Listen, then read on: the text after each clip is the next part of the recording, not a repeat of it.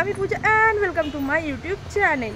তো এখন যাচ্ছি আমি ফেসিয়াল করাতে। এইখানটা আমার প্রচুর এখানটা প্রচুর আমার হোয়াইটেজ হয়েছে আর ট্যান পড়ে গেছে।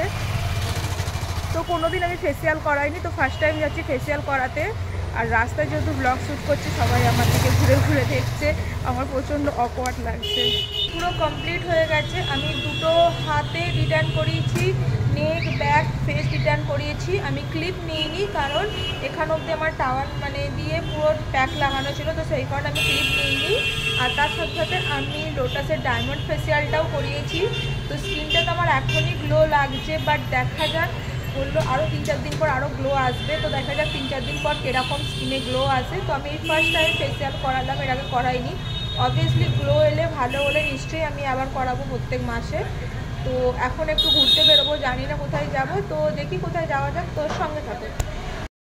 পার্লার থেকে বেরিয়ে ভেবেছিলাম ঘুরতে যাব, তো ঘুরতে যাওয়ার জায়গা সেরকম কিছু ডিসাইড করা হয়নি, আর বিকেলও হয়ে গেছিলো। তো সেই জন্য রামকৃষ্ণপুর ঘাটে এসে বসেছিলাম। খুব সুন্দর মানে লাগে আমার এখানটা বসতে, সামনে গঙ্গা আর চারিদিকে লাইট, মানে আমার বেশ ভালো লাগে। তো ওখানে এসে আমি বসেছিলাম, আর আমার এই ভ্যাটকা মার্কা মুখটা, যেটা আমার একদম ভালো লাগছে না, পুরো চুল ঘেটে গেছে আমার হেলমেট পরে।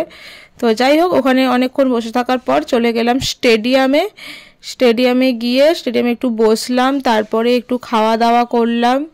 ওখানে অর্ডার করেছিলাম, একটা ফুড ট্রাক আছে, অন্য জায়গা থেকে খাই, বাট ভাবলাম আজকে এখান থেকে একটু ট্রাই করে দেখি। তো ওই ফুড ট্রাক থেকে নিয়েছিলাম স্প্রিং রোল আর এগ চাউমিন। তো স্প্রিং রোলটাও খেতে ভালো ছিল আর চাউমিনটাও ভালো ছিল, বাট চাউমিনের কোয়ান্টিটিটা আমার মনে হলো অনেকটা কম ছিল, কারণ স্টেডিয়ামে অন্য আর একটা জায়গায় খাই, সেখানে কোয়ান্টিটিটা এর থেকে বেশি থাকে।